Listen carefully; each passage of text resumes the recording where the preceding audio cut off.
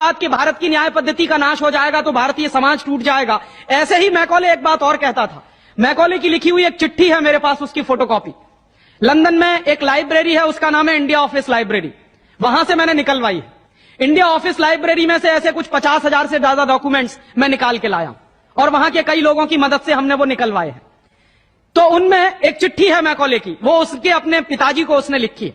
जब वो यहां ऑफिसर बन के आया है तो मैकॉले क्या लिख रहा है कि भारतीय समाज को अगर बर्बाद करना है तो भारतीय न्याय पद्धति बर्बाद करो। तो वो करने के लिए उसने आईपीसी बना दिया, सीआरपीसी बना दिया, सीपीसी बना दिया और बर्बाद हुई।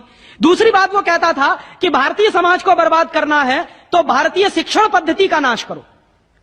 तो मैकॉले कहा करता था कि जो भारतीय शिक्षण पद्धति है, वो खुद मानता था इस बात को, यह दुनिया की सबसे ज्यादा विकसित और सबसे अच्छी पद्धति।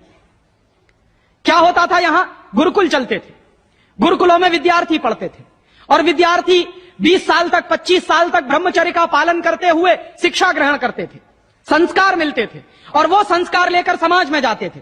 उन्हीं संस्कारों से संस्कृति बनती थी और वही संस्कृति भारतीय संस्कृति कहलाती थी।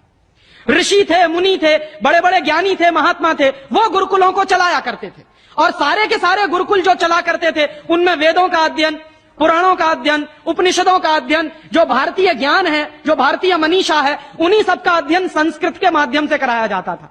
मैकॉले ने क्या किया कि गुरुकुलों का नाश अगर करना है तो उसने एक कानून बनाया। क्या कानून बनाया? संस्कृत में जितने विद्यालय इस देश में चलते थे हिंदुस्तान में अंग्रेजों के जमाने में, उन सबको उसने इल्लीगल घोषित किया, गैर कानूनी। और उसने प्रतिबंध लगा दिया कि संस्कृत भाषा के माध्यम से कोई भी गुरुकुल चलेगा उसको अंग्रेजी सरकार मान्यता नहीं देगी। तो मान्यता किसको देगी? अंग्रेजी के माध्यम से जो कॉन्वेंट स्कूल चलेंगे उनको अंग्रेजी सरकार मान्यता देगी। और उसके लिए बाकायदा उसने कानून बनाया। उस कानून का नाम है इंडियन एजुकेशन एक्ट। और यह इंडियन एजुकेशन एक्ट लागू हुआ 1858 में, आज से लगभग 140 साल पहले। तो 140 साल पहले जो कानून लागू हुआ था अंग्रेजों के जमाने में, वही कानून आज भी चल रहा है। उस कानून के आधार पर मैकॉले ने क्या किया?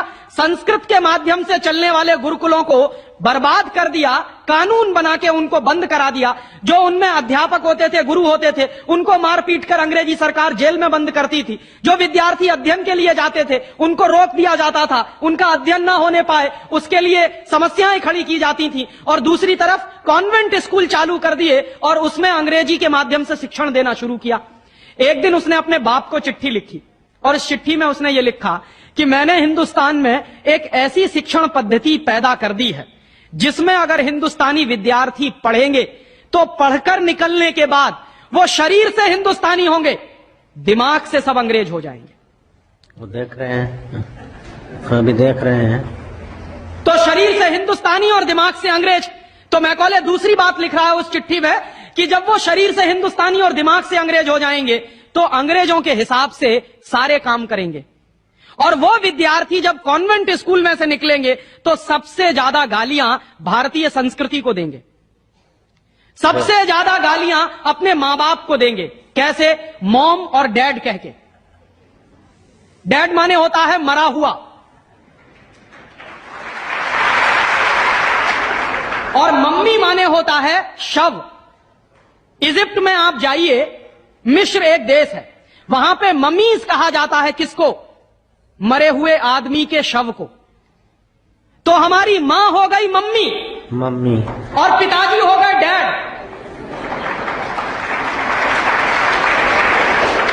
आया कहां से ये? मैकॉले ने डाल दिया हमारे दिमाग में।